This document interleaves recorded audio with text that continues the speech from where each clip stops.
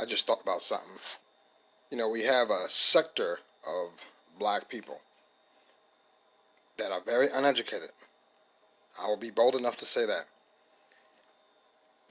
Uneducated, but have very big and well-running mouths, okay?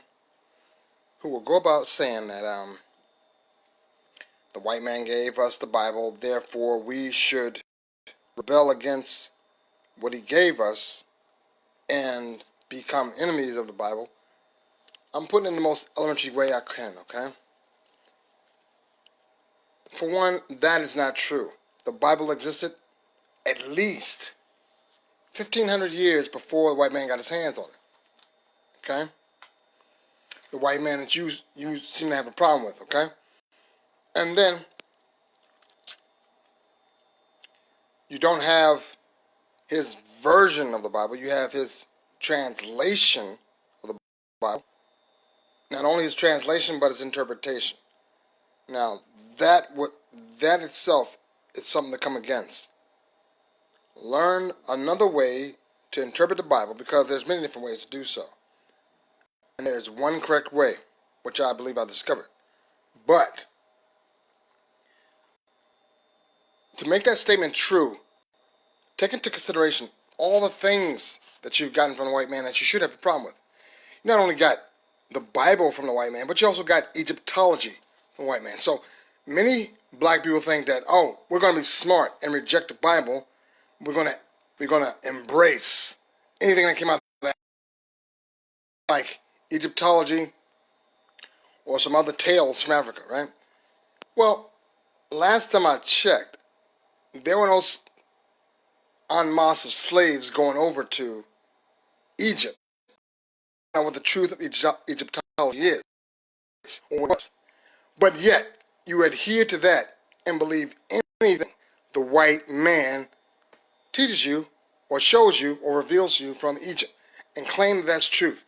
I had a conversation with a gentleman the other day who tried to tell me there's no proof that there's anybody in the Bible that's ever lived. I'm like, dude, there's plenty of proof, and the fact that you don't have any tells me that you're aware of what the proof is.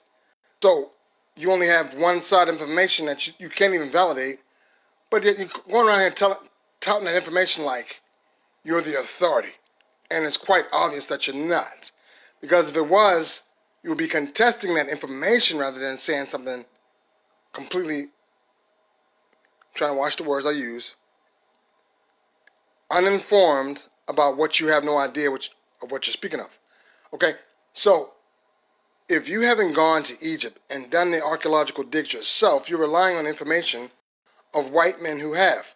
So, not only did, according to black propaganda, did the white man give you the Bible, but also gave you Egyptology. All the fathers of Egyptology are white. I can think of one, Wallis Budge. He's one. He's done a lot of translation work. He's done a lot of sharing of the information of Egypt that influenced a lot of black people. And it's sad that you run away from one so-called enemy to another so-called enemy, swear one was lying to you, where you swear another one was telling you the truth.